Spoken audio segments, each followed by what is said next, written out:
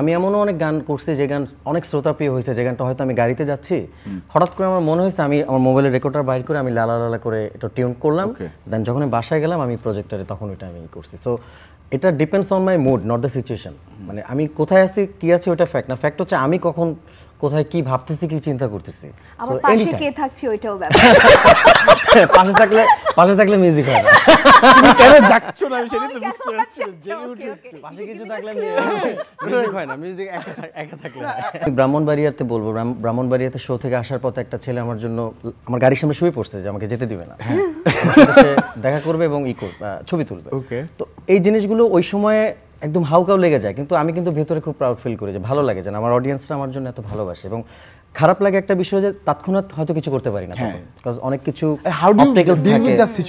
আমাদের সন্তানের মতো একটা গান। তো সন্তান যখন বড় হয় ভালো কিছু করে, বাবা মার যেরকম ভালো লাগে, তো আমাদের একটা গান যখন আমরা তৈরি করি, গানটা যখন আমরা রিলিজ করি, অডিয়েন্স যখন গানটাকে একটা ভালো পর্যায়ে নিয়ে যায়, তখন আমাদেরই গর্ব হয় অ্যান্ড আমাদের ভালো লাগে সেটা। আর প্রত্যেক বছরে এই বিষয়টাই আমরা সবচেয়ে বেশি এনজয় করি, কারণ আমাদের আর্টিস্টদের এটাই সবচেয়ে পাওয়া যে একটা কাজ করবো, কাজটা ভালোবাসবে সবাই।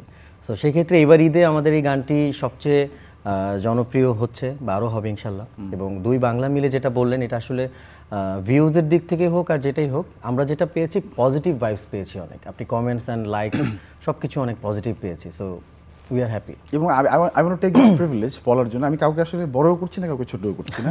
ওই বাংলার আমাদের যে আরেকজন ফেভারিট সিঙ্গার যিনি আছেন অরিজিৎ, তাকেও ছাড়িয়েছে সাম সর্ট, কারণ ওইটা মানে it is a big thing. We love Arijit also. Definitely I am a big fan of him. Right, we all are big fans of him. Exactly.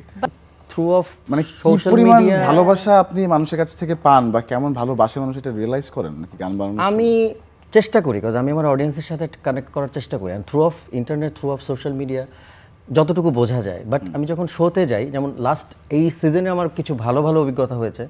যেমন আমি ব্রাহ্মণবাড়িয়াতে বলবো, ব্রাহ্মণবাড়িয়াতে শো থেকে আসার পথে একটা ছেলে আমার জন্য আমার গাড়ির সামনে শুয়ে পড়ছে যে আমাকে যেতে দিবে না, সে দেখা করবে এবং ছবি তুলবে। তো এই জিনিসগুলো ওই সময়ে একদম হাউকাউ লেগে যায়, কিন্তু আমি কিন্তু ভেতরে খুব প্রাউড ফিল করি যে ভালো লাগে যে আমার অডিয়েন্সরা আমার জন্য এত ভালোবাসে। এবং খারাপ লাগে একটা বিষয় যে তৎক্ষণাৎ হয়তো কিছু করতে পারি না, বিকজ অনেক কিছু এত সুন্দর করে গান বানায় কেমনে আসলে, মানে আসলে কেমনে বানায় বলো বলো। ইমরান প্লিজ প্লিজ প্লিজ, আমি আসলে ব্রাশ করতে পারছি না।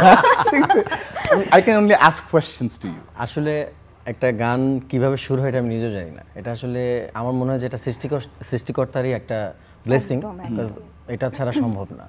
এটা কোনো টেকনিক্যাল ইস্যু না যে আমি একটা কোথাও চাপ দিলাম একটা সুর বের হয়ে গেল বা একটা কিছু একটা করে আমি বের করলাম। এটা টোটালি মানে ব্রেন থেকে আসে, অ্যান্ড সেটা আমি ডেফিনেটলি গড কানেকশন থাকতে হয়।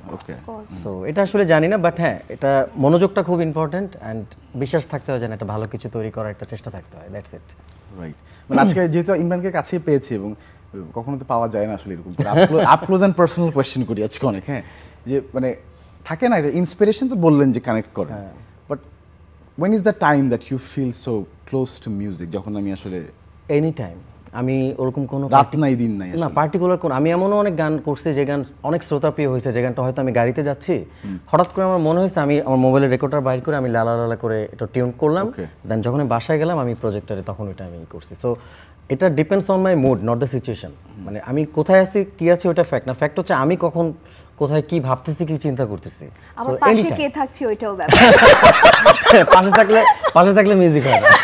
তুমি কেন যাচ্ছো না আমি সেটাই তো বুঝতে পারছি না। জেগে উঠে পাশে কিছু থাকলে মিউজিক হয় না, মিউজিক একা থাকলে হয়।